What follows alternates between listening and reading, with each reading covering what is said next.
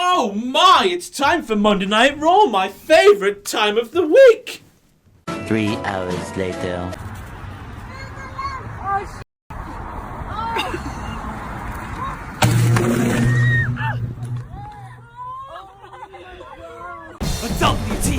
WTF! You take the Firefly Fun House out of last night's episode of WWE Raw where we saw a pissing murder, for Christ's sake, and that is the most boring episode of Monday Night Raw I can ever remember seeing. You know a paint-by-numbers colouring book? Well, that Raw last night was the Monday Night Raw equivalent of a paint-by-numbers colouring book. Maggle, maggle, maggle, maggle, maggle, maggle, maggle, maggle, maggle, maggle, maggle. And we kick things off with a direct quote from Maggle Cole, who said that he wants to take us back to this Friday night in Jeddah, Saudi Arabia. Isn't it so cool? No, it's not. But what happened to WWE just calling where these Saudi Arabia shows taking place Jeddah, banking on the idiot wrestling fans, their opinion, not mine, not knowing where Jeddah actually is, you know, because of the shameful regime and the lack of basic human rights and stuff like that. It looks like the ugly red-headed stepchild just got invited to WWE's dinner table for the first time ever. And let me tell you, Jeddah, it's a fantastic feeling. I remember the first time I was invited to any dinner table, and look at the state of me now. I never left. Do the fat man dance, come on. But I've got a bone, not a boner, edge, to pick with Seth Rollins. There he was on Friday, ribs taped up, big baldy bastard Baron Corbin laying the smacketh down for bare time during that Universal Championship match, meaning surely Seth Rollins' ribs must have been more injured than they were before that match began. But there we were on Monday Night Raw, and there Seth Rollins was, frolicking around the ring like a newborn lamb in a green field on a spring summer's morning. Imagine what Seth Rollins would be like as a lamb. He hobbled down to the ring before the match even began in Jeddah, Saudi Arabia, for Christ's sake, with my point being he clearly forgot on last night's Raw that his ribs were still injured. And I realise as I say that, I've made a huge error, because of course Seth Rollins forgot he was injured, because that's what Seth Rollins does. Oh, me knee's fine. Oh, me knee's fine, he says. Seth, man, do not go on a WWE show and claim that anything is in a brand new era, because we all know what that means, and that thing means that little siren there. And then Seth claimed that 2019 is the year of choice, because if you remember, at the arse end of 2018, there were man stood in the ring and said, fans, you're the authority now, before doing their very best, in the kayfabe sense of course, to take the people's champions, Becky Lynch and Kofi Kingston, people we want in this year of choice, out of their WrestleMania main event matches. And instead, of course, try to give us things, and have given us things, we just don't want to see in this year of choice. And who could forget in this year of choice the trials and tribulations of Luke Harper and Sasha Banks and people of that ilk in this year of choice? Prisoners. And next up we have a direct quote from Seth Rollins himself, who said, "No one has ever done to Brock Lesnar what I did to him last Friday at Super Showdown."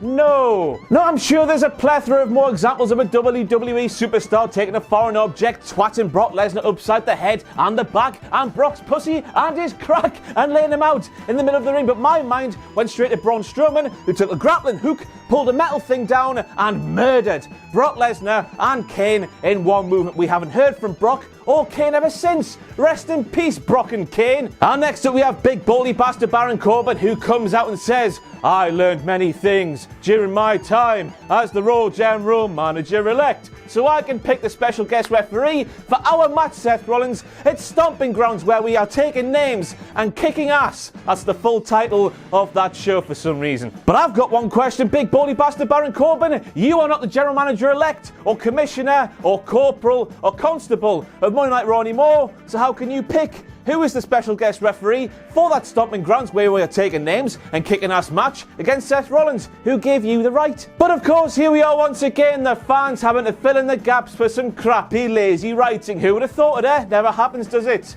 It does. Now, this shouldn't really be a WTF moment because, of course, WWE advertising something, they're not delivering what they actually advertised. The shock and the horror. That never happens either, does it? It very much does. But as we saw in the build-up to yesterday's episode of Monday Night Raw, WWE promoted what would have been the third match, but it was a WrestleMania rematch, which means it's swell okay between the Major Bros and the Revival for the Raw Tag Team Championships. And in that moment, people who were thinking, oh, I might watch Monday Night Raw tonight, let's have a look what's in store. They would have seen that and thought, what's the point? I've seen that 2 times already, so we'll miss it, shall we? But then we flick on last night's Raw and the people who were putting the show together must have thought themselves, oh, that match, it makes no sense. The Usos just beat the Revival in Jeddah, Saudi Arabia last Friday, so how can the Revival get a tag team championship shot? So they made a triple threat match. A match, I'm sure you will agree at home, is bare times more interesting than the normal tag match that was promoted ahead of the show. So it's a shame that the people who saw the promoted match and didn't tune into Raw would have missed this fantastic triple threat match.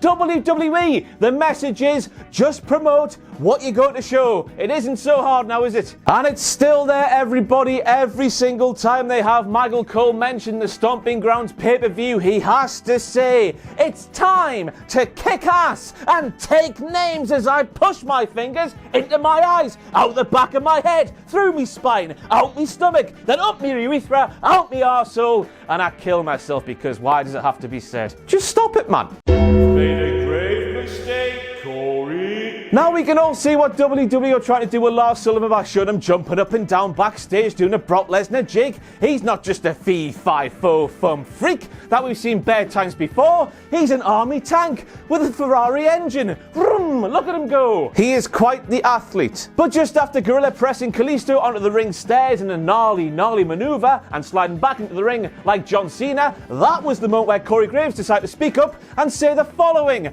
Look at how quick Sullivan is. Right back into the ring. Incredible athleticism possessed by this freak. I mean, I could do that, Corey, and I stand here looking like the Michelin Man on a come down.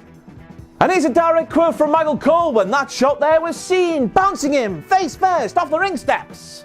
No steps in sight. The only way there are steps in that shot there is if Michael Cole is for some reason referencing the musical career of Steps, a career that is no longer there, and that's a tragedy. And next up, in shades of Rhino and shades of Psycho Sid, Lars Sullivan kept asking, who's the man? Well, it's not you, is it? Because you're a freak. You said so yourself last week on SmackDown Live. You freak. You cannot be both. And I also need to mention here that squash match last night was really effective. Lars like a monster. The Lucha House Party bumped like little horses. On that there ketamine, and I'm wondering why the hell WWE just didn't have this squash match take place many weeks ago, saving us from so many pointless segments involving Lars Sullivan and those bumping little ketamine horses. If you can just do it, WWE, do not mess around, just give us it. He could not give a hoot, and who the hell could blame him? Cheers, EC3. Question, how the hell did Kevin Dunn know that R-Truth was heading for that exact lift so Kevin Dunn could have wired up the camera, the security camera, in that lift to the truck for WWE Raw, meaning they could show a live feed of that security camera live on WWE Raw? I don't think he could, but on the other hand, Mystical Beaver, Hugger. It was Hugger. Hugger.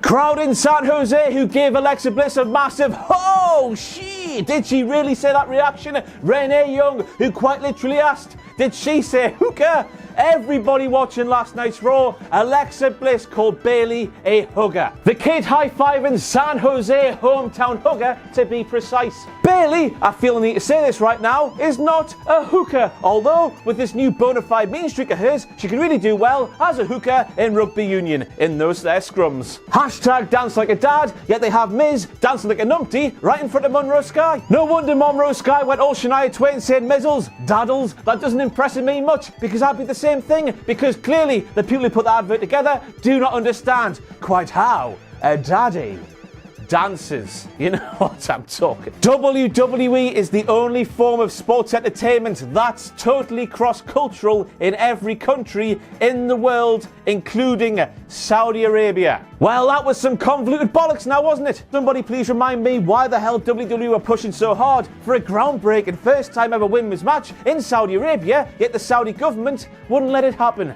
I guess these women, like Natalya and Alexa Bliss, must be half legitimate shoot fights, are they? Cross-cultural.